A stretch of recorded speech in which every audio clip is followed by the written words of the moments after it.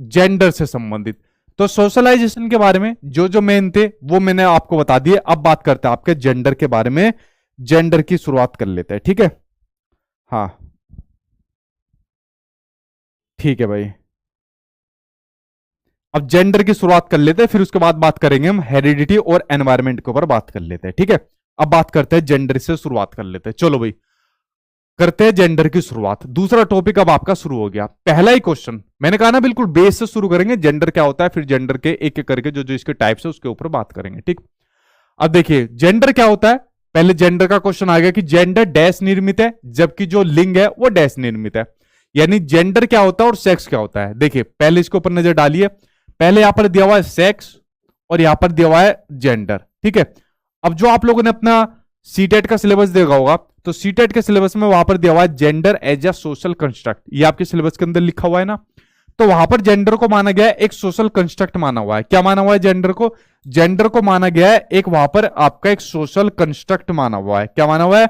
Gender को माना हुआ है एक सोशल कंस्ट्रक्ट माना हुआ है, यानी कि आपका एक सामाजिक संरचना माना हुआ है। क्या माना हुआ है? एक आपकी सामाजिक संरचना वहां पर माना हुआ है आपके सिलेबस में। अब क्यों माना है भैया आपके सीबीएसई वालों ने? देखो उसका भी एक राज है। देखो चाहे सेक्स हो चाहे जेंडर हो, इन दोनों को हिंदी में लिंग कहा जाता है, इसलिए इनके नाम इंग्लिश में याद करना, क्योंकि दोनों को हिंदी में लिंग कहा जाता है, ठीक है।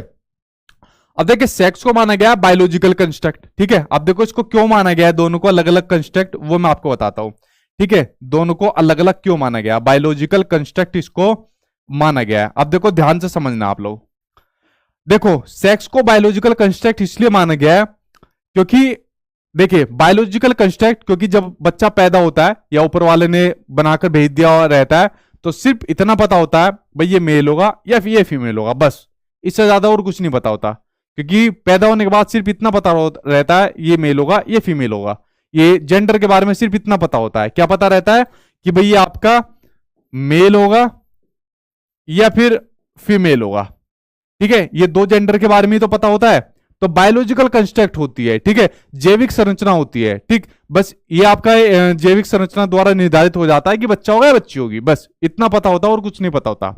बट जो समाज होता है, जो सोसाइटी होती है, समाज निर्धारित करता है कि जो मेल होगा वो ये काम करेगा और जो फीमेल होगी वो ये काम करेगी। कौन निर्धारित करता है?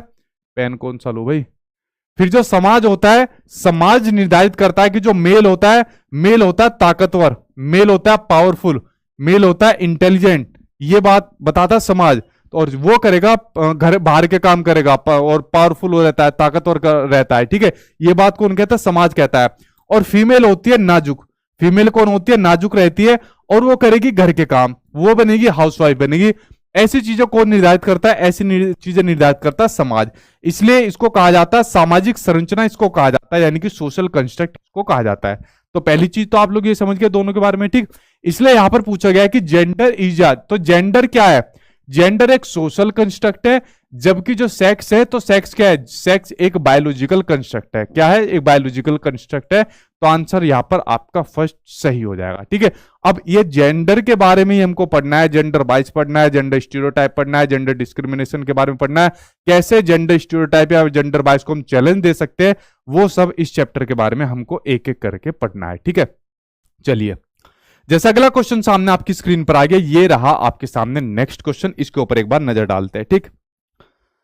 हाँ, ट्रांसजेंडर को आप लोग ले सकते हो, ठीक। ट्रांसजेंडर को आप ले सकते हो, सुप्रीम कोर्ट से तो अब वैसे भी मान्यता है, और अलग अलग फील्ड के अंदर ट्रांसजेंडर अब जा रहे हैं, ठीक। तो आप उनको ले सकते हो, ठीक। हाँ अच्छा पॉइंट था आपने ये याद दिलाया।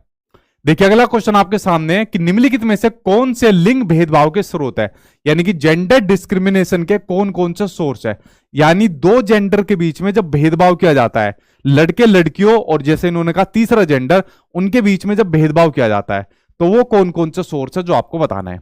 देखिए एक जो सोर्स है, देखिए एक होता है मेल, एक होता है फीमेल, और एक होता है आपका जो तीसरा है ट्रांसजेंडर। तो ये बेचारे इसके साथ तो भेदभाव होता ही है ट्रांसजेंडर के साथ, लेकिन जो आपके मेल और फीमेल है, तो इनके साथ में अगर मैं इस बात को ओपनली कहूं, ठीक है, यहां पर इतने बड़े प्लेटफॉर्म पर कहूं, तो इस बात को मैं ओपनली बोल सकता हूं कि जो सबसे ज्यादा भेदभाव का शिकार हुआ है, वो सबसे ज्यादा जो शिकार हुआ है, ये वाला जेंडर शिकार हुआ है, फीमेल जो शिकार हुआ है। और अभी भी शिकार हो रहा है, ठीक है, पहले से शिकार होता है और अभी भी शिकार होता है, इसमें मुझे बिल्कुल भी डर नहीं लगेगा। उसके रीजन है बहुत सारे, और एक एक करके इस क्वेश्चन के माध्यम से देखो मैं रीजन बता दूंगा कि क्यों जेंडर जो डिस्क्रिमिनेशन होता है, जो लिंग भेदभाव होता है, वो लिंग भेदभाव सबसे ज्यादा क्यों महिलाओं के साथ होता है, पहले भी होता है था और अभी भी क्यों होता है, उसका देखो रीजन बताता हूं। पोषण, स्वास्थ्य और फुर्सत, यानी जो आराम होता है, जो बच्चों को पोषण मिलना चाहिए, फुर्सत मिलनी चाहिए, या किसी प्रकार से उनका जो डेवलपमेंट की बात आती है ना, सबसे पहले जो ध्यान दिया जाता है वो दिया जाता है बच्चों के ऊपर, खासकर मेल बच्चों के ऊपर आज की डेट के अंदर। क्योंकि आप लोग अगर सिटी के अंदर रहते हो, शहरों के अंदर रहते हो ना, देखो इसके अंदर अपवाद भी है, ये नहीं है कि मैं पूरी 100% मतलब संतुष्ट हूं, मैं मैक्सिमम आंकड़े उठाकर बता रहा हूं आपको, ठीक है। क्योंकि आप लोग, मैं चैलेंज कर सकता हूं इस बात को, मुझसे ज्यादा इस मामले में बाहर नहीं घूमे होंगे, क्योंकि मैक्सिमम आंकड़े जो जाते हैं ना, वो मैक्सिमम आंकड़े इस जेंडर के साथ जाते हैं जिसके साथ सबसे ज्यादा भेदभाव हुआ है, ठीक। तो जो पोषण की बात आती है, स्वास्थ्य की बात आती है, सबसे ज्यादा ये जेंडर परेशान है, जो आपका फीमेल जेंडर है, ठीक है। पहले भी परेशान होता रहता, अब भी परेशान हो रहा है, और अभी भी उसको वो गुणवत्तापूर्वक चीज नहीं मिल पा रही जो मिलनी चाहिए। हालांकि सरकार की बहुत पॉलिसी चल रही है, चाहे सेंट्रल की हो, स्टेट गवर्नमेंट की चल रही है, कि दोनों जेंडर को गुणवत्तापूर्वक भोजन दिया जाए, ठीक है। तो ये जेंडर भी परेशान रहता है, लेकिन इसके मुकाबले में ये वाला ज्यादा परेशान रहता है, ठीक है। ये वाला नहीं है कि मेल वाला परेशान नहीं रहता, ये बेचारा भी परेशान रहता है, लेकिन अगर मैं कंपैरिजन करूंगा तो कंपैरिजन में ये ज्यादा भारी पड़ता है, मेल भी बेचारा परेशान रहता है, ठीक। अगर मैं बात करूं शिक्षा की, तो देखिए शिक्षा में लड़कियों को पहले पढ़ने कहा दिया जाता था, स्कूल ही नहीं भेजा जाता था। आज की डेट के अंदर देखो, जैसे यूपीएससी का रिजल्ट आया, शुरुआत में जो टॉप 4th में आई है, वो टॉप 4th के अंदर 4 लड़की आई है। उससे पहले आप यूपीएससी का रिजल्ट उठा लो, आप सीबीएसई का रिजल्ट उठा लो, कोई भी आप रिजल्ट उठा के देख लीजिए, लड़कियां टॉप कर रही है। बट आप लोग गांव देहात के अंदर चले जाइए, वहां पर लड़कियों को पढ़ने ही नहीं दिया जाता। आप लोग यकीन नहीं मानोगे, प्राइमरी स्कूल के अंदर जो है लड़कियों को पढ़ाई करके बंद करवा के सीधा उसके बाद उनकी शादी गोना वगैरह करवा देते हैं, ठीक है। ये बात मैं खुद देखी हुई है, खुद प्रत्यक्ष रूप से देखी हुई है। तो ये चीजें हालत होती है शिक्षा में, अभी भी उनको वो अवसर नहीं दिए जा रहे। किताबें, पाठ्यक्रम और शिक्षक का भी नजरिया नहीं रहता, वो भी ये सोचता है लड़की क्या करेगी, क्या पढ़ेगी, लड़कों के ऊपर ज्यादा ध्यान दिया जाता है। अगली बात करते हैं परिवार और माता पिता। देखिए कुछ पेरेंट्स और कुछ परिवार ऐसे होते हैं जो लड़कियों को पेट में मरवा देते हैं, कुछ लड़कों को भी मरवा देते हैं। ऐसे नहीं कह रहे लड़कों को कि मान लीजिए किसी को बच्चा नहीं करना और चाहे लड़का भी हो गया तो उसको मरवा देंगे, बट मैक्सिमम जो मरवाते हैं ना, वो मरवा देते हैं लड़कियों को, जिसको कहा जाता है कन्या भ्रूण हत्या। क्या कहा जाता है? कन्या भ्रूण हत्या जिसको कहा जाता है। बेसिकली अगर आपको नहीं पता हो, जो बच्चा मां के पेट के अंदर होता है तो वो 3 स्टेज से होकर गुजरता है। जो आपकी प्रीनेटल स्टेज है ना, वहां पर बच्चा 3 स्टेज से होकर गुजरता है, डिंबावस्था, भ्रूणावस्था और आपकी गर्भावस्था। तो बच्चों को पेट में ही मरवा देते हैं। जब उनको ये पता लग जाता है कि पेट के अंदर बच्ची है, लड़की है, तो उसको पेट में ही मरवा देते हैं, कन्या भ्रूण हत्या करवा देते हैं। कि अरे लड़की हो जाएगी, नाक कट जाएगी, आगे जाके जो है ये दिक्कत फलाना, दुनिया भर के तर्क वितर्क करते हैं। कौन करते हैं? पेरेंट्स करते हैं और माता पिता करते हैं। सभी की बात नहीं कर रहा, कुछ की बात कर रहा हूं मैं, ठीक है। तो जेंडर डिस्क्रिमिनेशन की बात आ रही है यहां पर, लिंग भेदभाव की बात आ रही है, ठीक है। ये काफी सारे पॉइंट थे, मतलब जिसमें से आपके सिर्फ सीबीएसई वालों ने ये मेन पॉइंट यहां पर उठा के दिए, ठीक है, वरना और भी बहुत सारे पॉइंट है, तो जिसकी वजह से ये सब चीजें देखने को मिलती है। तो सारे ही पॉइंट आपके जेंडर डिस्क्रिमिनेशन के, कौन से? सारे पॉइंट आपके पहला, दूसरा, तीसरा जेंडर डिस्क्रिमिनेशन के देखने को मिलते हैं। तो देखे दोनों या तीनों ही जेंडर आपके परेशान रहते हैं जेंडर डिस्क्रिमिनेशन के। लेकिन अगर मैं कंपैरिजन करूंगा मेल और फीमेल में, तो फिर मैं फीमेल के साथ ज्यादा जाऊंगा यहां पर, ठीक है। तो ये आंसर इसके अंदर आपका थर्ड यहां पर आपका सही हो जाएगा, ठीक। चलिए बात करते हैं आपके नेक्स्ट क्वेश्चन की। अगले क्वेश्चन के ऊपर एक बार नजर डाल लेते हैं, ठीक है।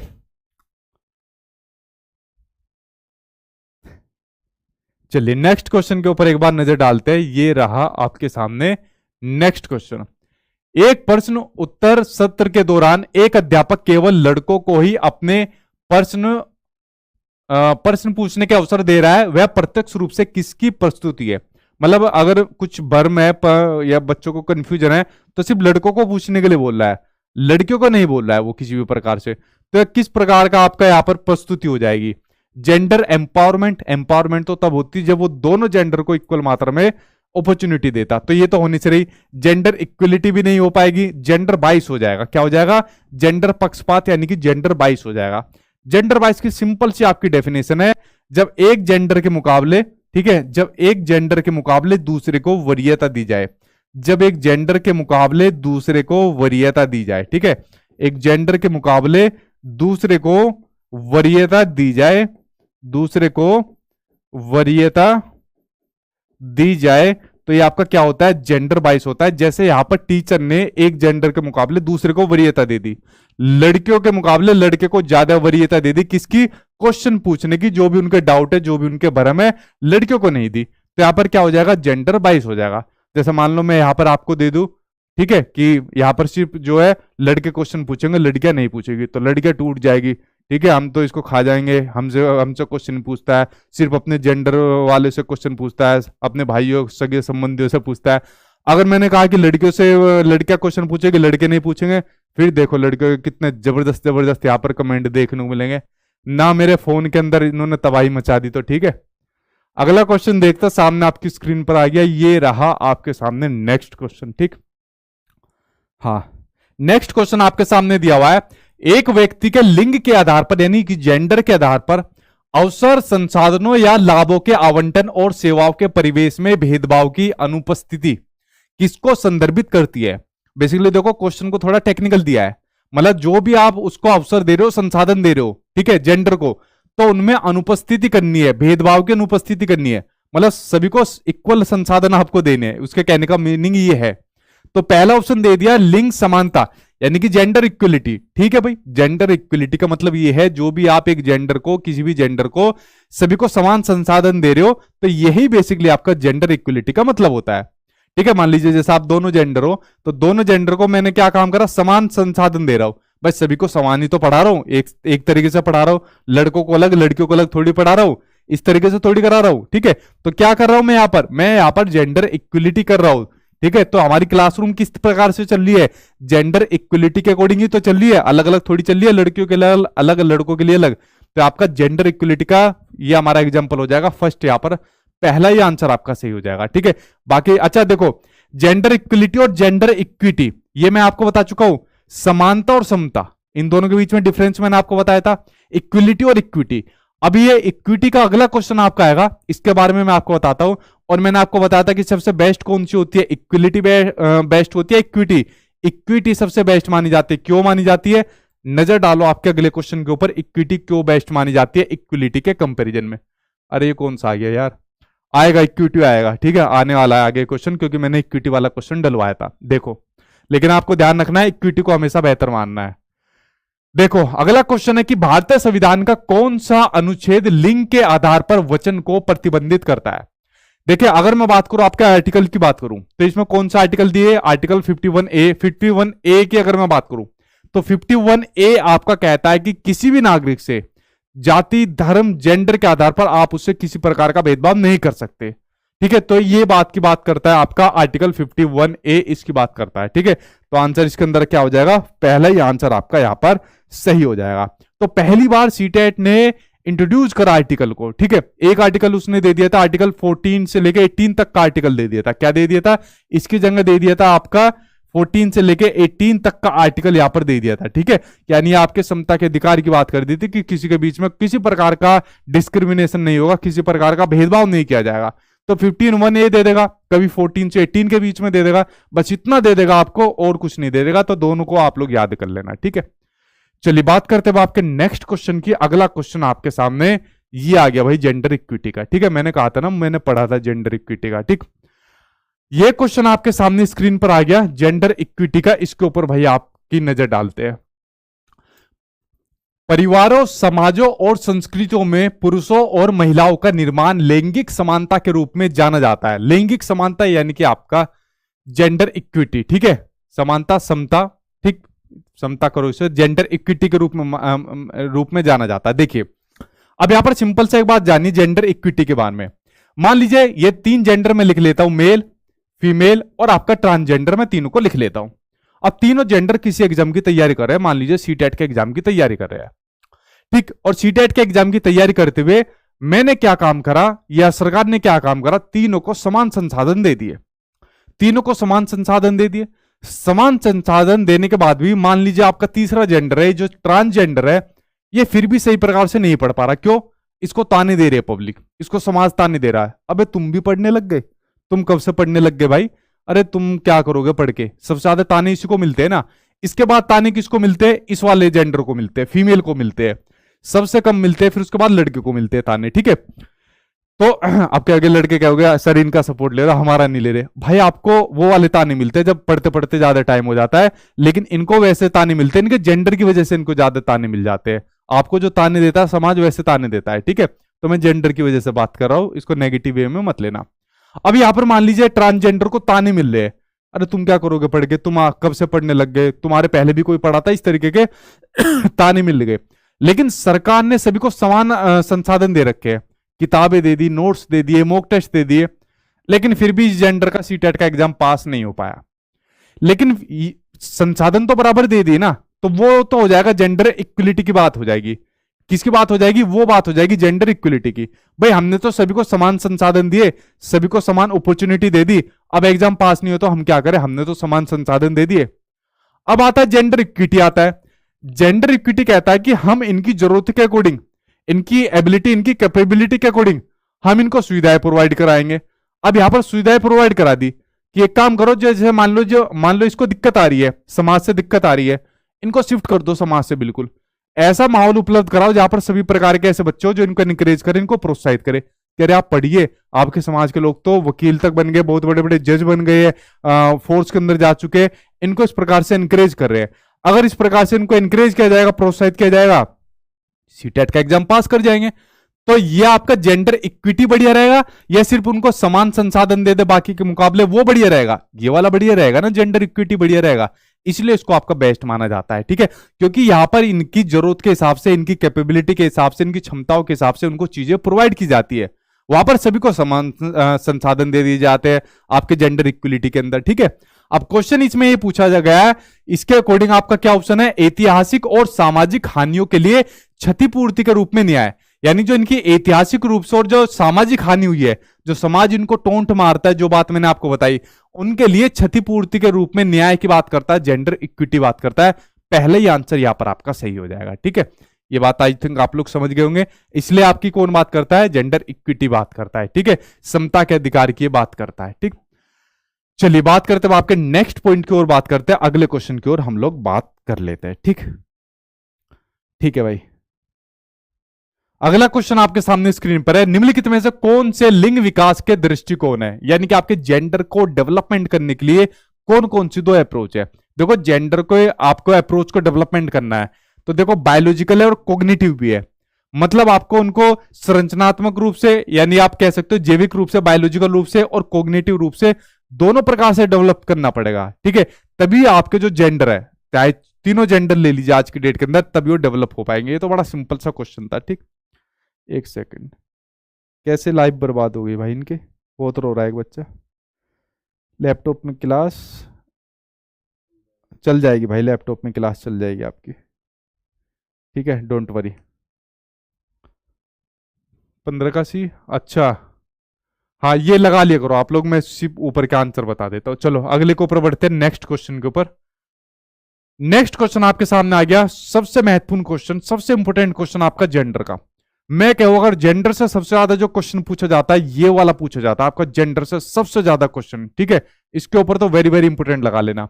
वैकल्पिक विषयों के चुनाव में लड़कियों के लिए गृह विज्ञान, ठीक है, यानी होम साइंस, इसका सब्जेक्ट, और लड़कियों के लिए शारीरिक शिक्षा यानी कि फिजिकल एजुकेशन के विषय को सीमित कर देने की प्रथा किस पर आधारित है। यानी लड़कियों के लिए दे दिया होम साइंस, लड़कों के लिए दे दिया फिजिकल एजुकेशन। तो इस प्रकार की दो सब्जेक्ट यहां पर डिसाइड कर दिए। तो क्या ये जेंडर स्टीरियोटाइप का एग्जांपल है? इसके ऊपर भाई अंडरलाइन कर लेना, जेंडर के अंदर पूछा गया सबसे ज्यादा रिपीटेशन वाला क्वेश्चन है आपका। कोई भी शिफ्ट उठा के देख लीजिए, सबसे ज्यादा ये क्वेश्चन आपका पूछा जाएगा। क्या होती है जेंडर स्टीरियोटाइप, जेंडर रूढ़िवादिता क्या होती है? नाम से पता चल रहा है ना, रूढ़िवादिता, यानी कोई ऐसी कंसेप्ट, कोई ऐसी धारणा जो पहले से चलती आ रही है, वो आपकी क्या होती है, जेंडर रूढ़िवादिता होती है, जेंडर स्टीरियोटाइप होती है। आपने एक बात सुनी होगी कि जैसे खिलौने के इससे संबंधित मैं ले लेता हूं, जैसे जो लड़कियां होती है वो उससे खेलती है, गुड़िया से खेलती है। जो लड़कियां होती है वो किससे खेलती है? लड़कियां खेलती है गुड़िया से खेलती है। और लड़के किससे खेलते हैं? लड़के खेलते हैं बंदूकों से खेलते हैं। लड़के किससे खेलते हैं? बंदूकों से खेलते हैं। क्यों भाई, ये बात कहां पे लिखी हुई है? यार लड़कियां भी तो बंदूकों से खेल सकती है और लड़के भी तो गुड़ियों से खेल सकते हैं।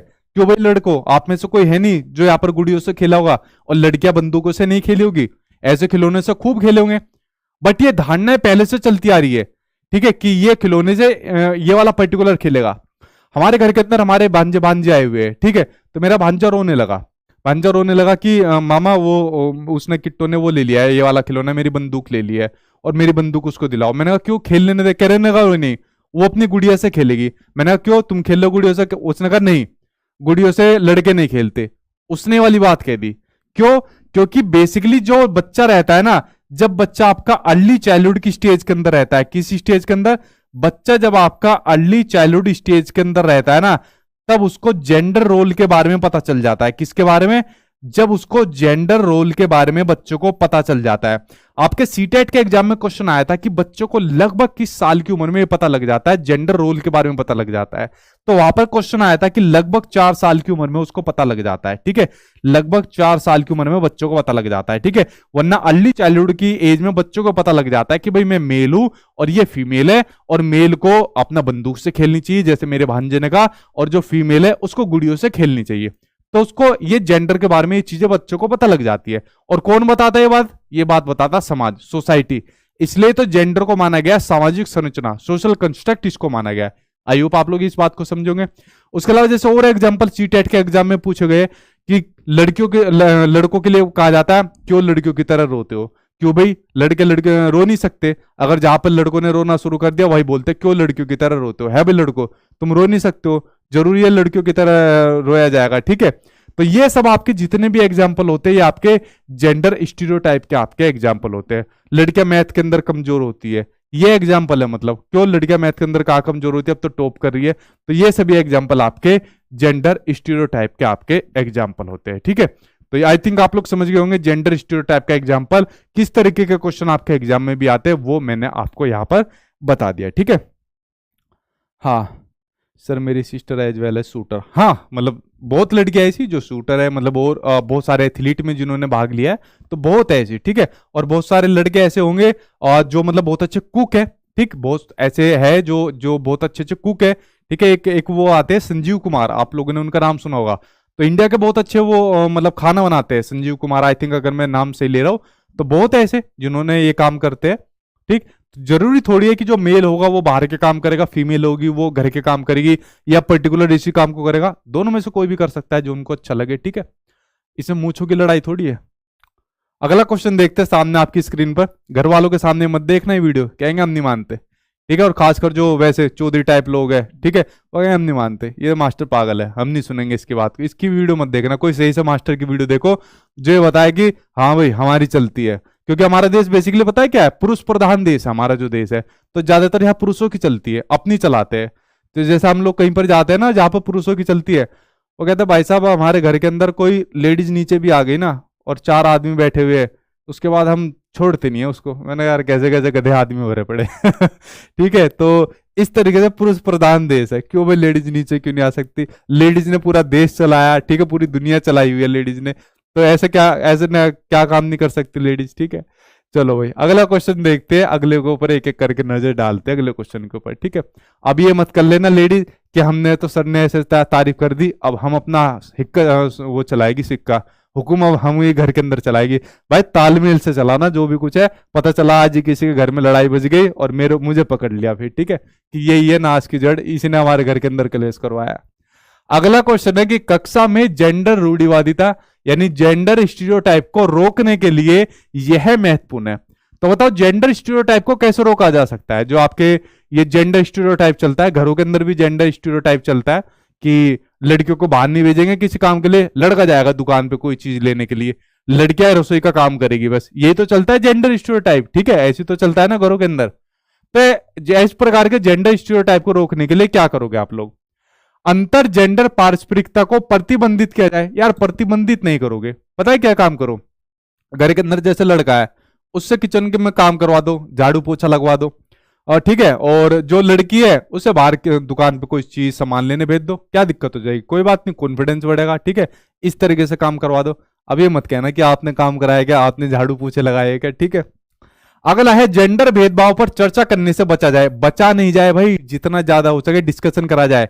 अभी हम लोग क्या काम कर रहे हैं, डिस्कशन कर रहे हैं, तो बहुत सारी चीजें खुल रही है ना। मतलब ये क्या हो रहा है हमारा, बहुत सारी चीजें खुल रही है, बहुत सारी चीजों के ऊपर नई नई चीज हम लोग जान पा रहे हैं, तो हमारी बुद्धि बढ़ रही है ना बहुत ज्यादा है, ठीक है। तो डिस्कशन से बचा नहीं जाए, डिस्कशन करी जाए, ऐसे उदाहरण प्रस्तुत किया जाए जो उन रूढ़िवादिता को चुनौती दे सके, चैलेंज दे सके। जैसा आप लोगों ने देखा होगा आपकी एनसीईआरटी की किताबों के अंदर सबसे बढ़िया चैलेंज आपको दिए हुए जिनसे बच्चे मोटिवेट हो सके, उनको अपना रोल मॉडल मान सके। जैसा आप लोगों ने देखा होगा कन्नम मल्लेश्वरी जी, सुनीता विलियम्स आपकी हो गई, वेदिता प्रिज्म आपकी हो गई, ठीक है। और इस प्रकार से जितनी आपकी फेमस उसके अंदर आपकी इस प्रकार की जो महिलाएं हैं वो आपकी उन बच्चों के लिए मोटिवेशन होती है, ताकि स्कूल में जाने वाली जो लड़कियां होती है उनको देख सके, मोटिवेट हो सके कि यार जब इतने बड़े बड़े कीर्तिमान बना सकते हैं तो हम भी बना सकते हैं। तो इस प्रकार से उनके लिए रोल मॉडल हो सकते हैं। उसके अंदर जैसे आपके राकेश शर्मा हो गए या दूसरे और बड़े बड़े आपके हो गए, तो लड़के उनको देखकर मोटिवेट हो सके कि यार हम भी इस तरीके से कर सकते हैं, ठीक है। तो ऐसे एग्जाम्पल उनके सामने सेट करनी चाहिए। और जैसे घर के अंदर जो पुरुष है वो घर के अंदर बर्तन को धो दे, ठीक है, ताकि घर के अंदर बच्चों को लगे कि यार बर्तन धोने का काम खाली सिर्फ मम्मी का नहीं है, पापा भी धो सकते हैं। मम्मी दूसरे और कुछ काम कर दे, मतलब इस तरीके का काम कर दे, ताकि ये बच्चे के सामने एक अच्छा एग्जाम्पल सेट हो सके कि पर्टिकुलर काम ये बटे नहीं होते। तो आंसर आपका थर्ड आंसर यहां पर आपका सही हो जाएगा। अब जो पुरुष देख रहे होंगे वो कहेगा भाई ये ले, ये इसने तो आज हमारे नौकर बना दिया। अगर आप ऐसी सोचते हो नौकर बनाने वाली, तो समझ लो भाई आपका ये कभी खत्म नहीं होगा। जो यहाँ पर बात कही हुई है ना कि जो जेंडर स्टीरियोटाइप चल रहा है इसको कैसे चैलेंज किया जाए, इसको कैसे खत्म किया जाए, रोका जाए, तो ये कभी खत्म नहीं होगा, ठीक है। खत्म तो तभी होगा तब अच्छा रोल मॉडल सेट किया जाए, उनके सामने उदाहरण प्रस्तुत किया जाए, और उदाहरण हम और आप लोग ही सेट करेंगे, ठीक है। चलिए बात करते हैं आपके सामने नेक्स्ट क्वेश्चन की बात करते हैं। ये रहा आपके सामने नेक्स्ट क्वेश्चन। महिलाएं आज बहुत खुश होंगी, ठीक है, काश हमारे वाला भी मान ले एक बार। नेक्स्ट क्वेश्चन के ऊपर नजर डालते हैं। शिक्षकों को जेंडर तटस्थ भाषा का प्रयोग करना चाहिए और चर्चा करनी चाहिए कि जेंडर एक सामाजिक संरचना है जिससे डैश को बढ़ावा मिले, उसके ऊपर जरा नजर डालते हैं, ठीक है। हाँ एक सेकंड, आपके कमेंट अब आने शुरू हो गए, ठीक। चलो भाई, किससे बढ़ावा मिले? जेंडर स्टीरियोटाइप को प्रमोट कर सके? अरे नहीं भाई, जेंडर क्या है, जेंडर स्टीरियोटाइप को प्रमोट तो नहीं कर सकते, इसको तो कम ही करना है। अगला है जेंडर भेदभाव को नहीं करना, जेंडर अनुरूपता नहीं, जेंडर समता को प्रमोट, जेंडर इक्विटी। 2 बार क्वेश्चन जेंडर इक्विटी का आ गया, मैं हालांकि मैंने एक ही डलवाया था, 2 बार आ गया, तो आंसर आपका 4th यहां पर सही हो जाएगा, ठीक। हाँ चलो भाई अगले के ऊपर बढ़ते हैं। अगला क्वेश्चन आपके सामने ये रहा नेक्स्ट क्वेश्चन। अच्छा ये क्वेश्चन देखो, आपका ईवीएस से पूछा गया क्वेश्चन है, इसके ऊपर नजर डालो, क्योंकि ये वाला क्वेश्चन जो आपके होते हैं जेंडर का हो गया तो या सोशलाइजेशन का भी हो गया, मतलब सभी सब्जेक्ट में आ जाते हैं, सीडीपी के अलावा सभी में आ जाते हैं, जैसे आपके ईवीएस भी हो गया, मैथमेटिक्स भी हो गया। तो ये क्वेश्चन आपका ईवीएस से लिया हुआ है कि रेजी कहती है कि वह अपने पिता की तरह ट्रक ड्राइवर नहीं बनना चाहती। किसकी तरह? पिता की तरह ट्रक ड्राइवर नहीं बन सकती। उसे अपनी मां की तरह घर बार संभालना है और बच्चों की देखभाल करनी है। निम्नलिखित में से कौन सी विधि कक्षा में जेंडर संबंधी इस अवधारणा को, इस कंसेप्ट को संबोधित करने हेतु सर्वाधिक उपयोगी रहेगी? वो आपको बताना है। पहला ग्रुप डिस्कशन, बिल्कुल सही बात है, ग्रुप डिस्कशन कराओ जैसा हम लोगों का चल रहा है, हालांकि मैं ही मैं कर रहा हूं, आप लोग तो वहां से बंद हो, लेकिन जब आपस में एक साथ में ग्रुप डिस्कशन होगा और टॉपिक रहेगा मान लीजिए जेंडर का, तो जब इस प्रकार से टॉपिक रहेगा, ग्रुप डिस्कशन होगा, वाद विवाद होगा, तो बहुत सारे पॉइंट निकल कर आएंगे। तो तब उसकी चीज में समझ में आ जाएगी कि भाई खाली महिलाएं घर में काम नहीं करने वाली रहती है, बाहर जा जाकर बहुत बड़े कीर्तिमान भी बना सकती है। ट्रक ड्राइवर भी है, बहुत सारी महिलाएं जो ट्रक भी चला रही है और इस ऐसे बहुत बड़े चैलेंजिंग काम भी कर रही है, ठीक है। तो ग्रुप डिस्कशन सबसे बढ़िया रहेगा। मूवी का डेमोन्स्ट्रेशन नहीं रहेगा, रोल प्ले नहीं रहेगा, प्ले करना भी नहीं रहेगा, सबसे बढ़िया तरीका आपका ग्रुप डिस्कशन का रहेगा, ठीक है। चलिए बढ़ते हैं आपके नेक्स्ट क्वेश्चन की ओर। अगला क्वेश्चन ये रहा सामने आपकी स्क्रीन पर। नेक्स्ट क्वेश्चन, ये क्वेश्चन आपका आई थिंक मैथमेटिक्स से लिया हुआ है, इसके ऊपर नजर डालते हैं, फिर हम लोग बढ़ेंगे हेरिडिटी और एनवायरमेंट वाले चैप्टर की ओर, ठीक। हाँ ठीक है। नेक्स्ट क्वेश्चन आपको दिया हुआ है कि कक्षा तीसरी की विद्यार्थी तरनजीत अपने शिक्षक से पूछती है कि डैडी के दाढ़ी की मूंछ क्यों है जबकि मम्मी के नहीं है, ठीक है। मम्मी सिर पर बिंदी क्यों लगाती है, हाथ में चूड़ी क्यों पहनती है, जबकि डैडी ऐसा नहीं करते हैं। यह द्वितीयक लैंगिक लक्षण एवं जेंडर की बात कर रही है। इसका जवाब देने का सही तरीका क्या होगा? अब देखो छोटा बच्चा है, छोटा बच्चा तो इसी तरीके का क्वेश्चन पूछता है कि पापा आपकी तो दाढ़ी आ रही है, मम्मी की दाढ़ी क्यों नहीं आ रही है, मम्मी तो बिंदी भी लगाती है, हाथ में चूड़ी भी पहनती है, आप क्यों नहीं पहनते हो? तो बच्चा, छोटा बच्चा तो है, इसी तरीके का क्वेश्चन पूछता है। बताओ आप लोग इस सिचुएशन में क्या आंसर सही दोगे।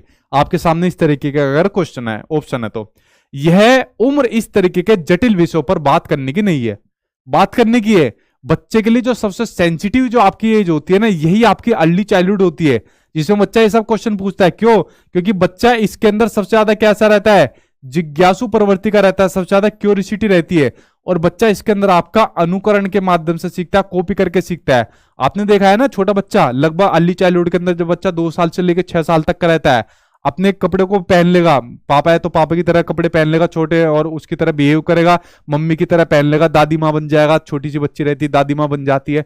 तो ऐसे क्वेश्चन से बचना नहीं चाहिए, ठीक है। इन क्वेश्चन से यह उम्र इस तरीके के जटिल विषयों पर बात करने की नहीं है, गलत बात करने की है, समझानी चाहिए बच्चों को, ठीक है। विद्यार्थियों को विभिन्न जानवरों के नर व मादा अलग कैसे दिखते हैं, वह घर पर नर व मादा जेंडर की विभिन्न भूमिकाओं पर परियोजना यानी प्रोजेक्ट देना चाहिए। बिल्कुल सही बात है। उसको पहले देखो जानवरों के बारे में बताओ, देखो बेटा ये मेल है, ये फीमेल है, नर मादा है, उनको पहले उनके एग्जाम्पल दिखाओ, उनके बारे में बच्चों को समझाओ। उसके बारे में बच्चों को फिर ये समझाओ कि देखो ये मनुष्य होते हैं, उनके ये फिर इस तरीके से उनकी विशेषताओं के बारे में, उनकी और चीजों के बारे में बच्चों को कंसेप्ट समझा, जो भी आपके पास बेस्ट एग्जाम्पल हो, बेस्ट तरीका हो, ठीक है। बच्चों मत बस, बिल्कुल भी बचना नहीं है बच्चों को, और ना ही गलत आंसर देना। जैसे हम लोग गलत आंसर बच्चों को दे देते थे, कोई कह देता है कि जैसे बच्चे से पूछता है कि किसी भी तरीके का बच्चे से क्वेश्चन पूछता है, उसको उल्टी सीधा आंसर दे देते हैं कि नहीं भूत आ जाएगा, इस तरीके से आ जाएगा। तो इस तरीके के जो कल्पनात्मक भय बच्चे के अंदर बैठ जाते हैं, वो हमेशा रहते हैं। ऐसा आंसर बच्चों को नहीं देने, ठीक है। तो आंसर नंबर ये सेकंड यहां पर आपका सही हो जाएगा। द्वितीयक लैंगिक लक्षणों और जेंडर भूमिकाओं पर वीडियो प्रस्तुतिकरण, वीडियो देखकर बच्चा कुछ नहीं करेगा। विद्यार्थियों को समझाना कि जेंडर एक सामाजिक निर्मित है, लैंगिक जीव की अवधारणा है नहीं। सेकंड आपका सही हो जाएगा, ठीक है। अगला क्वेश्चन सामने आपकी स्क्रीन पर आ गया, ये रहा आपके सामने नेक्स्ट क्वेश्चन। इसका आंसर आप लोगों को देना है, ठीक। हाँ, अगले क्वेश्चन के ऊपर एक बार नजर डालिए। निम्नलिखित में से कौन सा लिंग समानता है, यानी कि आपका जेंडर प्योरिटी की बात आपसे पूछ ली, ठीक है, लिंग समानता की बात कर दी। तो चलो बताओ कौन सा आपका लिंग समानता है। व्यक्ति के लिंग के आधार पर भेदभाव ना होना, बिल्कुल सही बात है। लिंग में समानता करने की बात आ रही है, तो वहां पर भेदभाव तो बिल्कुल नहीं होगा भाई। आपका पहला ऑप्शन आपका सही हो गया। महिलाओं तथा पुरुषों के बीच सामाजिक तौर पर निर्धारित भिन्नताओं को समझना, ठीक है। समझ के क्या करेंगे, जब दोनों के बीच में भेदभाव की बात नहीं है तो समझ के क्या करना, छोड़ो भाई।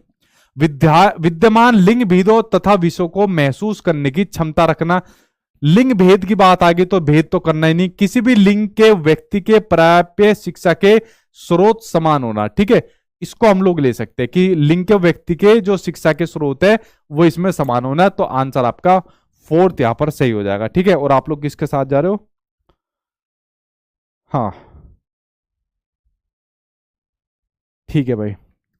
और ये हो गया आपका जेंडर का यहां पर कंप्लीट। अब यार एक और बच्चा है, जेंडर के बहुत ले दिए। अब ये लास्ट जेंडर का, इसके बाद फिर हम हेरिडिटी और एनवायरमेंट के ऊपर पढ़ेंगे। जेंडर के क्वेश्चन बहुत हो गए।